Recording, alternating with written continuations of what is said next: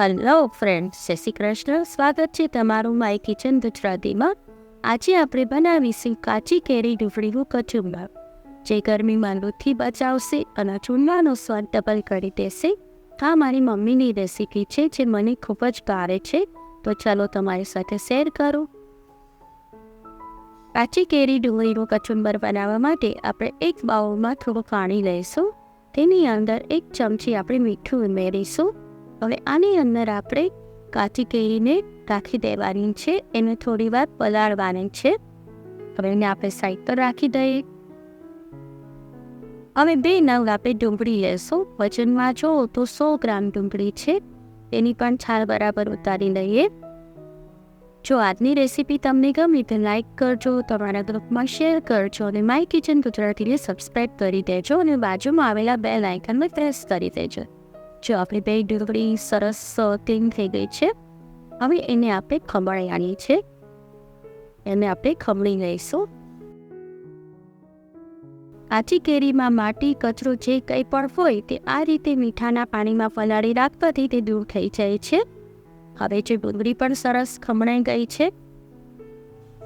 હવે આપણે કેરી પણ સરસ પલળી ગઈ છે, એકદમ ક્લીન થઈ ગઈ છે. હવે મારી પાસે થોડી આ મોટી કેરી છે, એટલે હું આની અડધી યુઝ કરીશ અને વજનમાં જોશો તો 100 ગ્રામ કેરીનો મેં યુઝ કર્યો છે. અડધી કેરી ઇનફ છે, 100 ગ્રામ કેરી જોશે આપણે. હવે એની અંદર જે ગોખલી છે તે આપણે રિમૂવ કરી દઈએ અને આની છાલ સાથે જ આપણે ખમણી લેવાની છે. આ કચુંબર ઇન્સ્ટન્ટ છે અને હેલ્ધી છે. આ કચુંબર ખાવાથી વધતી ગરમીમાં ડિહાઇડ્રેશનથી બચાવશે. હવે જે આ ગોખલીનો પાર્ટ રહી ગયો છે, એને તમે દાળમાં લીંબુની જગ્યાએ યુઝ કરી શકો છો. દાળ બનતી હોય ત્યારે તમે એમાં ગોખલીનો પાર્ટ ઉમેરી દો તો તમારે લીંબુની જરૂર નહીં પડે.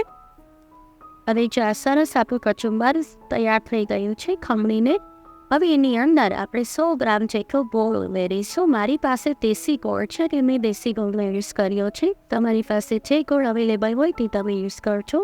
અને એકદમ તમારે બારીક સુધારીને લેવાનો છે. હવે એની અંદર થોડા આપણે મસાલા કરી લઈએ. 1/4 ટીસ્પૂન મીઠું, 1 ચમચી ધાણા જીરું પાવડર અને 1/4 ટીસ્પૂન આપણે મરચું પાવડર લઈશું. આમાં ડુંગળીની તીખાશ હોય છે, તમે મરચું પાવડરનો યુઝ ઓછો કરવો છે. તમને વધારે ફાવે તો તમે વધારે યુઝ કરી શકો છો. ત્યારબાદ લીલા ધાણા એડ કરી દઈશું. હવે આને આ રીતે હાથેથી જ એકદમ મિક્સ કરી દેવાનું છે, જેથી ગોળ ને બધું સરસ મિક્સ થઈ જાય.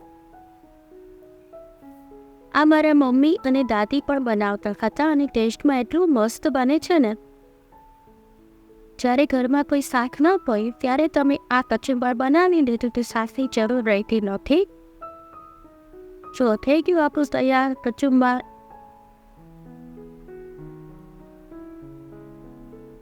અત્યારે ગરમીમાં મારા ઘરમાં રોજ આ બને છે અને બધાને ખૂબ જ ભાવે છે, એટલે જ મેં તમારા સાથે શેર કરી છે. તો થઈ ગયું આપણું તૈયાર કચુંબર છે ને, એકદમ ઇઝી, ફટાફટ બની જાય છે, બિલકુલ ટાઈમ નથી લાગતો. જો તમને આથી રેસીપી ગમી હોય તો સબસ્ક્રાઈબ કરવાનું ના ભૂલશો. ફરી મળીશું એક નવી જ રેસીપી સાથે. Till then bye bye.